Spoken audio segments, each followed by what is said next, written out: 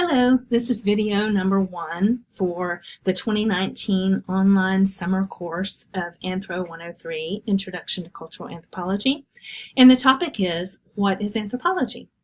Obviously, there's a lot I could say on this topic, and you'll be hearing a lot about it for the next 5 weeks. But for now, I'd like to start with a couple of basic things. First of all, the field of anthropology comprises 4 subfields, and those are biological physical, archaeology, cultural social, and linguistic. And the way I like to introduce these is by talking about the main question that each subfield asks. So biological physical anthropology asks the question, what do humans share and not share with other animals? So this is where anthropology looks at human evolution and tries to determine, when did we become Homo sapiens? And when, what was the process of development that led us there? And a lot of the way that we can do that and figure out what it is exactly that made us human is to look at our non-human primates and other animals. So a biological anthropologist might, for example, study chimpanzees and look at their behaviors, their family and social organization, their use of tools, the violence they enact upon each other, the ways that they cooperate in hunting, and other things like that, to see how are they and are they not like humans? And then how can we think about the ancestors that we shared and what those ancestors may have had in common? So biological anthropologists often use very scientific methods in addition to field observations.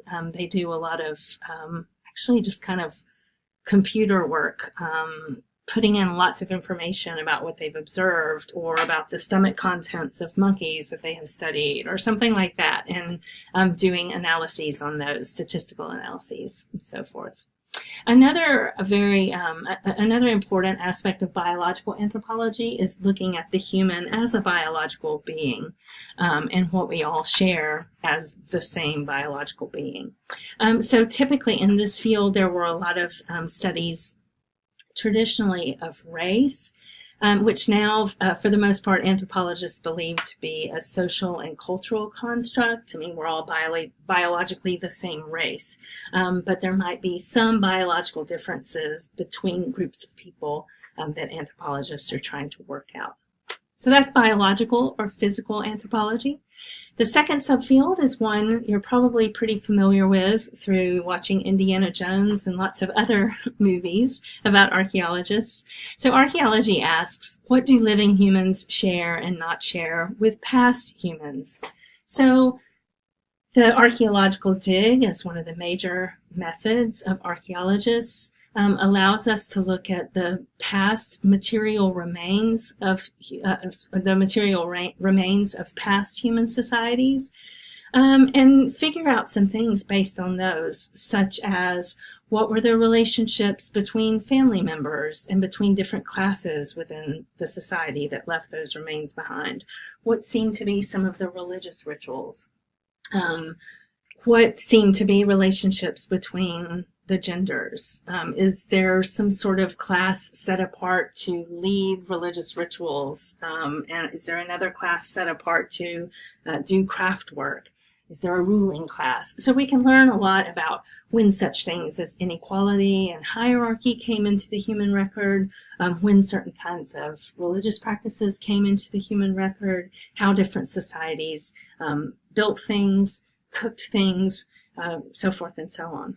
So archaeologists, they'll do these digs, but also archaeologists may use other kinds of scientific methods. For example, there are archaeologists who study the human remains of past societies and try to figure out what they must have eaten. And then they'll look at what kinds of crops and other things were available in that area and try to figure out based on that what some of the trade networks might have been in that region that would have allowed these humans to eat those foods from that other area. And so we can learn a lot about past humans and how human society developed over time through archaeology. The third subfield is cultural social. And Americans tend to call it cultural anthropology. The Brits tend to call it social anthropology, but same field. And it asks, what do living humans share and not share with each other?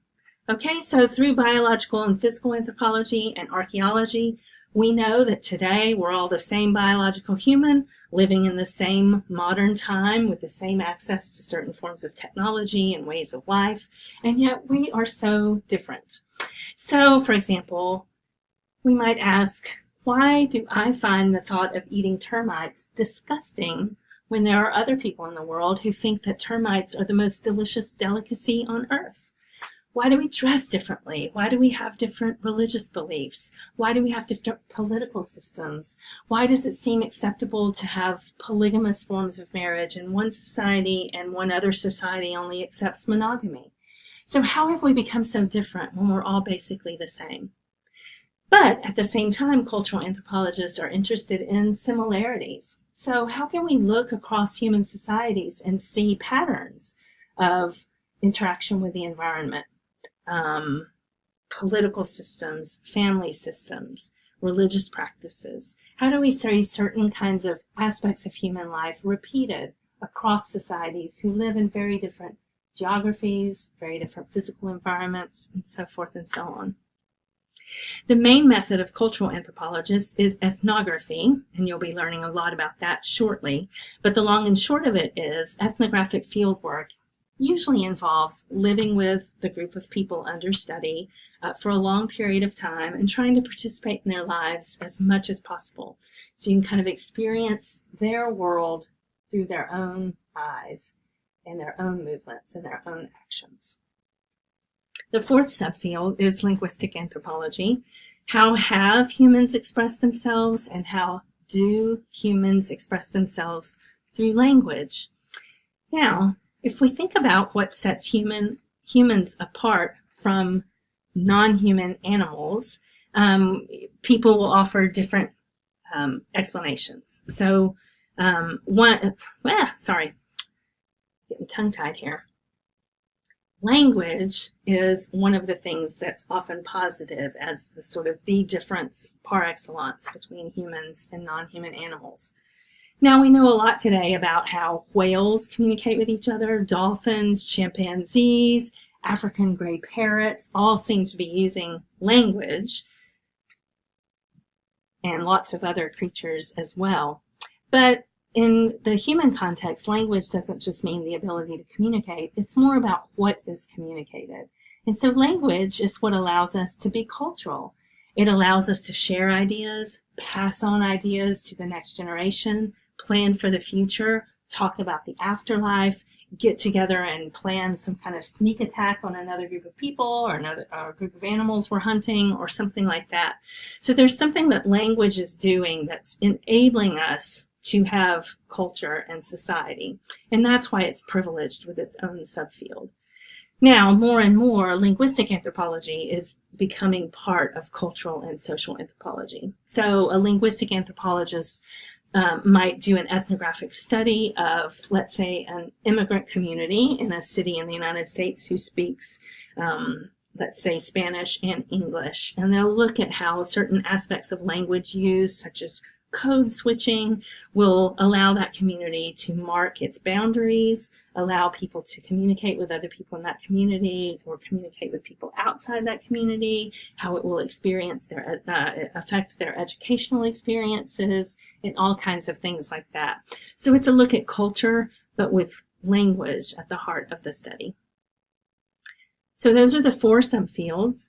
If you had taken an anthropology class 70 years ago with an anthropology professor, then that class would have taught you all four subfields. Anthropologists were trained to teach all of these because all of them were considered equally important.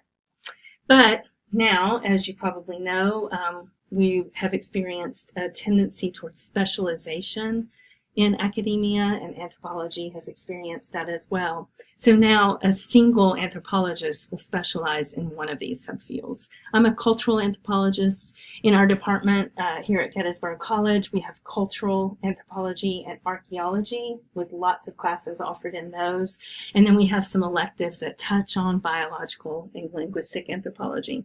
But it would be hard for me to teach an archaeology class, for example. I'd have to really train myself to do that.